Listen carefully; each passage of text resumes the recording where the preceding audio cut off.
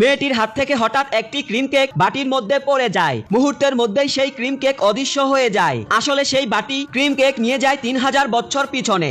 একজন সৈনিক কৌতূহল বশত সেটি খেয়ে দেখে, আর সেটির স্বাদ ছিল তার জীবনের সেরা অভিজ্ঞতা। ওদিকে মেয়েটি ক্রিম কেক হারিয়ে যেতে দেখে অবাক হয়ে যায়। নিজের ধারণা যাচাই করার জন্য সে টেবিলে রাখা সব খাবার বাটিতে ঢেলে দেয়। যেমনটা সে ভেবেছিল, খাবারগুলো প্রাচীন যুগে পৌঁছে যায়। সেখানে অসংখ্য খাদ্যস্থল দেখে সেনাপতি বিশ্বাস করে বলে, এরা বাটির দেবতা, যারা দুর্ভিক্ষের সময় তাদের সাহায্য করতে এসেছে। কিন্তু খাবারের পরিমাণ খুব কম ছিল। আসলে তখন ভয়াবহ দুর্ভিক্ষের কারণে মানুষ মারাত্মক দুর্ভিক্ষে ভুগছিল। সৈন্যরা গত 30 দিন ধরে খাবার দাবার ছাড়াই বেঁচে ছিল। সেনাপতি দেবতার কাছে প্রার্থনা করে, কিন্তু মেয়েটি এই বিষয়ে কিছুই জানে না। খাবার দেওয়ার পর বাটি ধোয়ার সময় মেয়েটির আঙুল কেটে যায়। সে তাড়াহুড়ো করে ব্যান্ডেজ করতে চলে যায় এবং পানি খোলাই থাকে।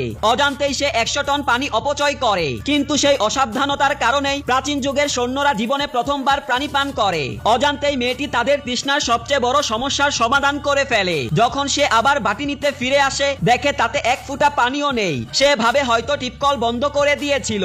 আর ওদিকে দেবতাদের ধন্যবাদ জানাতে সেনাপতি রাজ্যের ভান্ডার থেকে সমস্ত সোনা, রূপা আর মূল্যবান রত্ন বাটিতে ঢেলে দেয়। কয়েক মুহূর্তের মধ্যেই সেগুলো মেয়েটির কাছে পৌঁছে যায়। সে অবাক হয়ে যায়, বিশ্বাসই করতে পারছিল না যে এটা সত্যি। সে ভাবলো হয়তো স্বপ্ন দেখছে। সত্যি জানার জন্য সে তৎক্ষণাৎ একটি অ্যান্টিক দোকানে যায় এবং দোকানদারকে এগুলো পরীক্ষা করতে বলে। দোকানদার কয়েক ঘন্টা পরীক্ষা করে দেখে এগুলো সত্যি 3000 বছর পুরনো এবং এগুলোর মূল্য $80 মিলিয়ন।